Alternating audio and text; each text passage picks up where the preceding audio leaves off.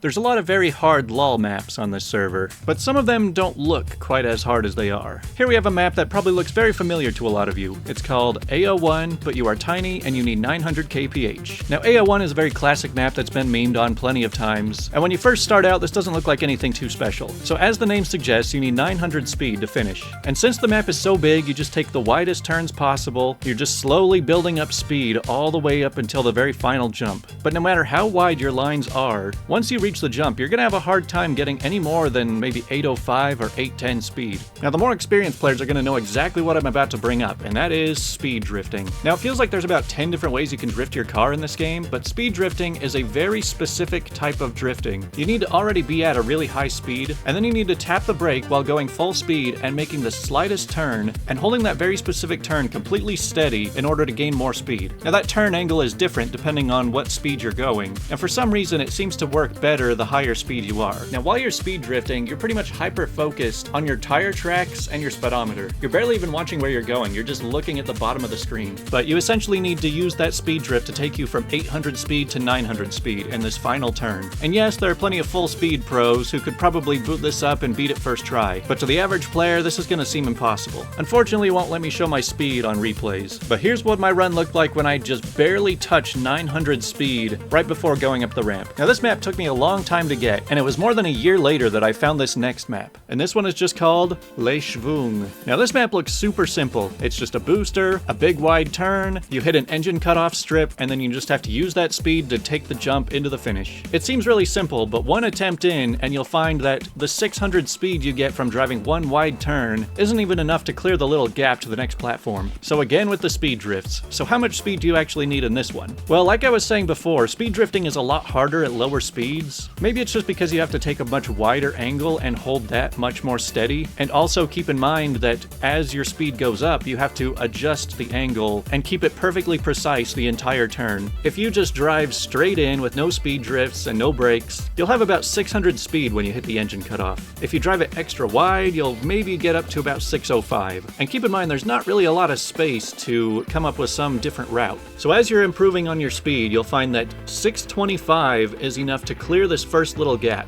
But even then, that's not enough to make the jump into the finish. So in the first map I talked about, there was a much larger space for you to work with. Like yes, you had to hold out a really long speed drift, but you had so much room to work with that there's a little bit of room for error. But in this map, you essentially have to start the speed drift as soon as you come off of the boosters, and then hold it perfectly all the way until you reach the engine cutoff. So the amount of speed you actually need to finish this is a minimum of 632. But here's what it looked like when I spotted 633 on my speedometer right when I hit the engine cutoff. So which one of these maps is actually harder? I spent probably 20 to 30 hours for each of these maps just to get my one single finish. Well, it's kind of hard to say because Shvoong has a much more difficult speed drift to pull off, but it's much easier to hunt because you get to the speed drift about 5 seconds into your run, whereas AO1 900 you've got to drive for about 30 seconds before you even get to the hard part. So hunting that one just feels like a huge waste of time if you're not ready for it. But I'll leave it up to you guys to go give it a shot. Open up Trackmania 2 Stadium, go onto the LOLMAPS server and queue it up and see how you do.